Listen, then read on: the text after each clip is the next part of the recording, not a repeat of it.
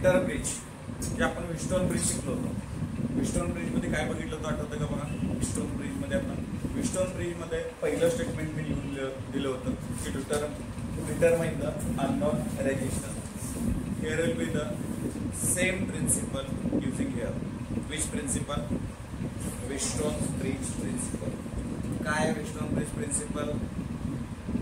P upon Q equal to S upon R.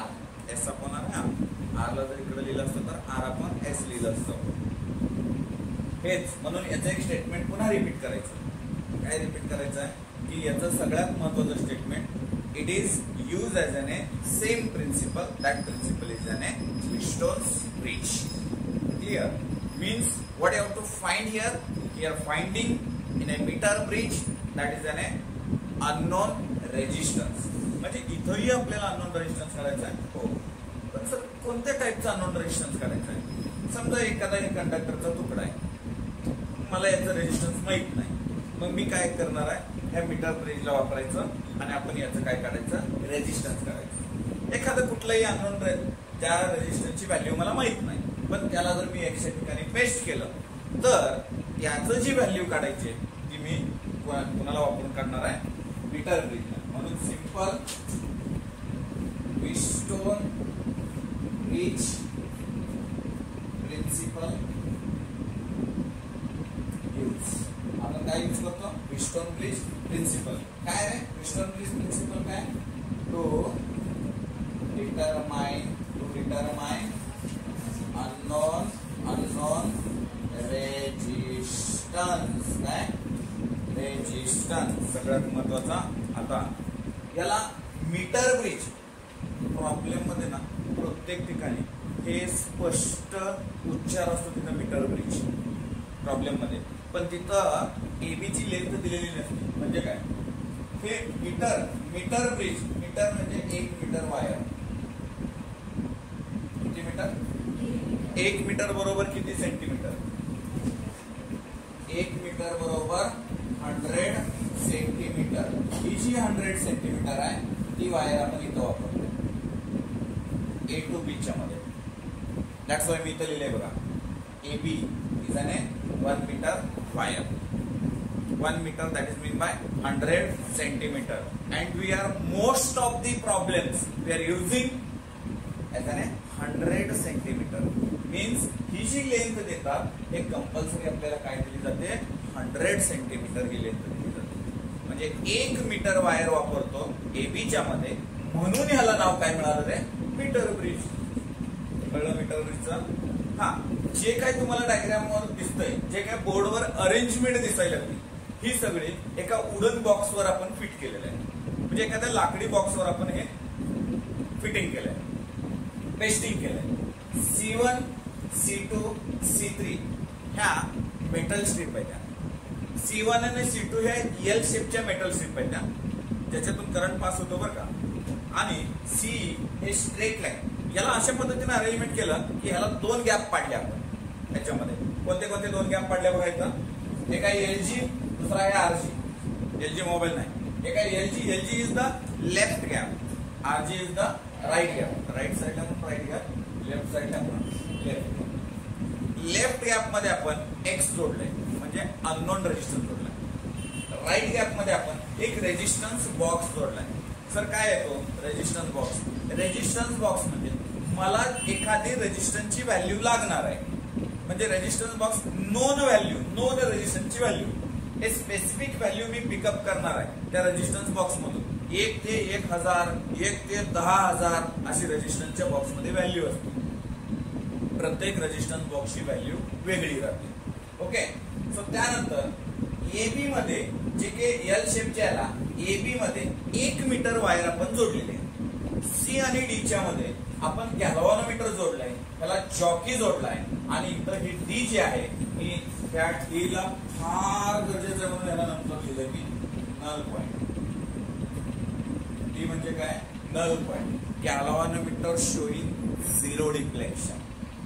गॅल्व्हॅनोमीटर showing 0 deflection. जेवढे जेवढे महत्वाचे ते रेड पेन यूज करलं होते. ओके, सो पुन्हा सांगितलं ए आणि बी च्या मध्ये 1 मीटर वायर वापरल्या. या साईडची जी एडीची जी लेंथ आहे ती LX आहे, एक्स या साईडला म्हणून LX लिहिलं. बीडीची जी लेंथ आहे ती LR आहे, R च्या साईडला. छोट्या छोट्या गोष्टी लक्षात ठेवायच्या. गॅल्व्हॅनोमीटरचा यूज काय आहे, या सर्किट मध्ये करंट फ्लो होतो की नाही चेक करायचं. म्हणजे that is the to check the presence of current or to measure the current less than 1 milliampere. हे गॅल्व्हॅनोमीटरचं काम आहे. आता इथं फक्त गॅल्व्हॅनोमीटरला डिफ्लेक्शन चेक करण्यासाठी वापरायचं. समजलं? इथं जो जॉकी आहे तो जॉकी वेगवेगळ्या पॉइंटला प्लेस करायचा आहे. मी वर्किंग मध्ये सांगतो कसं प्लेस करायचं. ओके, आता जॉकी म्हणजे काय ते थोडं एबीच्या दुसऱ्या साईडला, दुसऱ्या टर्मिनलला मी काय जोडलेलं आहे इथं, बॅटरी जोडलाय, की जोडलाय, RH रिओस्टेट. इयत्ता 11वी मध्ये ना शब्द सांगितलं होतं आणि तुम्हाला सांगितलं होतं 12वीच्या प्रत्येक डायग्राम मध्ये हे येणार आहे रिओस्टेट. तुम्ही तिथं लक्षात ठेवा. कोणी सांगेल का मला रिओस्टेट म्हणजे काय आहे? नाही, रिओस्टेट काय काम करतं? रिओस्टेट मी सांगितलं होतं तिथं एक स्पष्ट शब्द सांगितला होता. यस, या सर्किट मधलं करंट कंट्रोल करण्याचं काम कोण करतं? रिओस्टेट करतं. गॅल्व्हॅनोमीटरला बॅक सपोर्ट देण्याचं काम कोण करतं? रिओस्टेट करतं. म्हणजे काय, रिओस्टेट या सर्किट मधलं व्होल्टेज किंवा करंट कंट्रोल करण्याचं काम कोण करतं? रिओस्टेट करतं. म्हणून इथं कुठेतरी छोटंसं लिहायचं कंट्रोल, मी म्हणून लिहायला सांगितलं होतं तिथं कंट्रोल करंट. या सर्किट मधलं करंट कंट्रोल करण्याचं काम कोण करतं? रिओस्टेट करतं. त्यानंतर हे सगळं अरेंजमेंट तुम्हाला कळले. Consider in above figure shows the arrangement of meter bridge. C1, C2, C3 are the metal strips. In between C1 and C3, left gap, they are connected X unknown resistance. In between C2 and C3, right gap, they are connected resistance box. The another terminal A and B, in between A and B, 1 meter wire is connected. Another terminal as an A or through E key rheostat. Okay, in between CD galvanometer through the jockey. Clear? So this is simple construction. So what is the working we will see.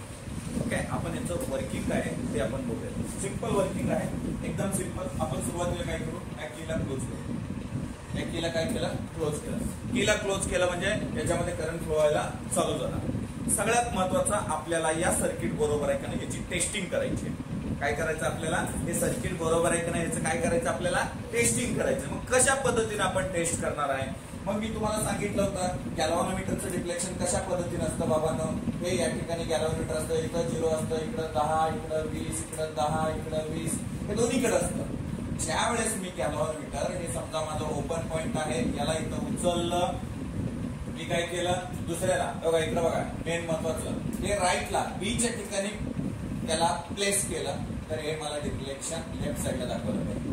Me right साईडला बीच्या ठिकाणी कुणाला, या जॉकीला me touch करतोय, हे मला कुठं touch होत आहे 20ला किती पण रिडिंग, पण ती लेफ्ट साईडची रिडिंग दाखवतोय.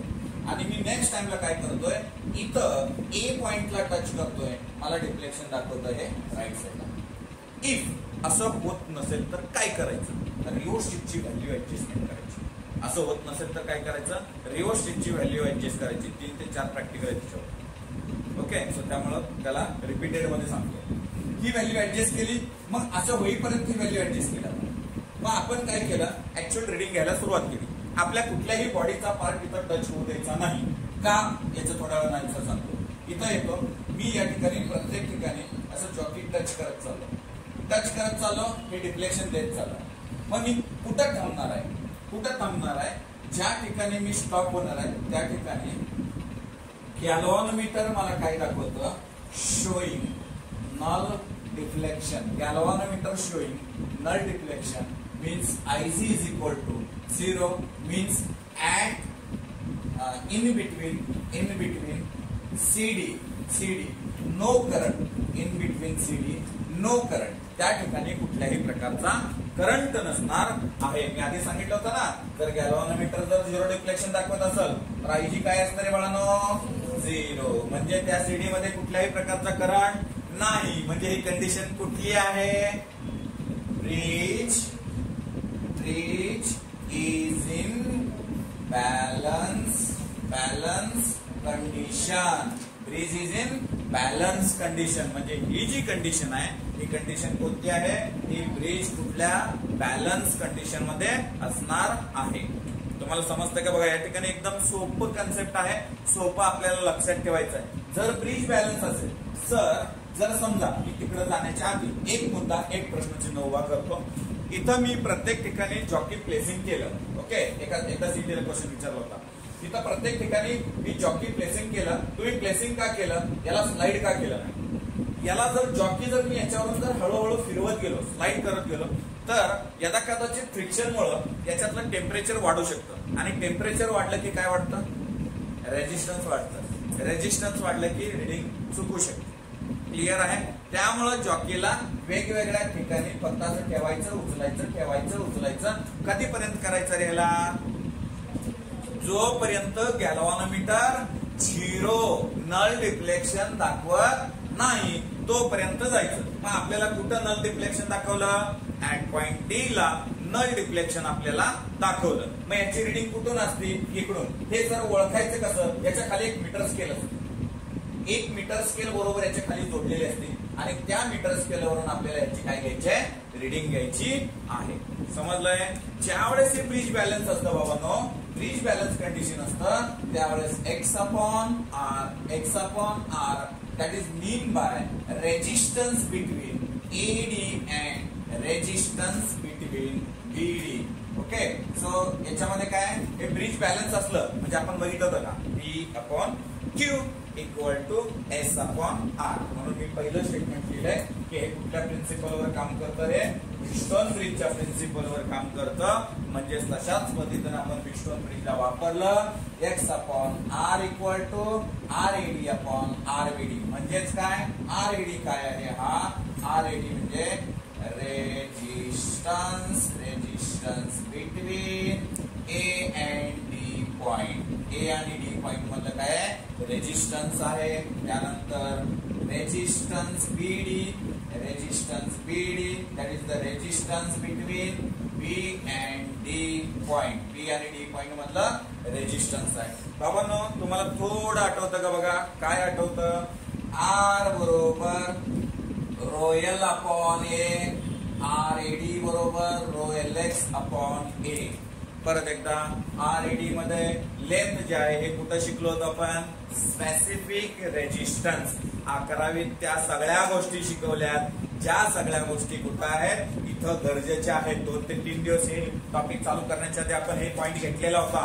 हे घेतलं होतं आणि तिथं म्हटलं होतं याच्यातले एव्हरी पॉइंट मी तुम्हाला विचारणार आहे.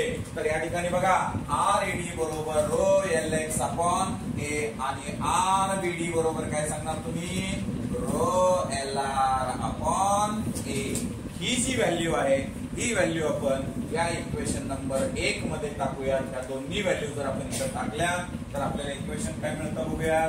So therefore x upon R बरोबर ρLX upon A divide by ρLR upon A. आपण या ठिकाणी काय करायचं रे? ρ/A कॅन्सल झालं. मग आपल्याला काय मिळालं बघा रे बाळांनो?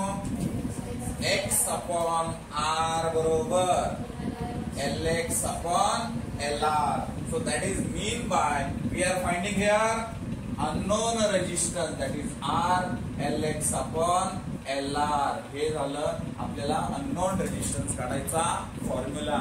But you can always, I repeat, you can always remember here what LX plus LR equal to what is? Is there anyone tell me? सांगा मला, कोणी सांगू शकेल का? बघा LX plus LR हे किती आहे? 1 meter. 1 meter means how much?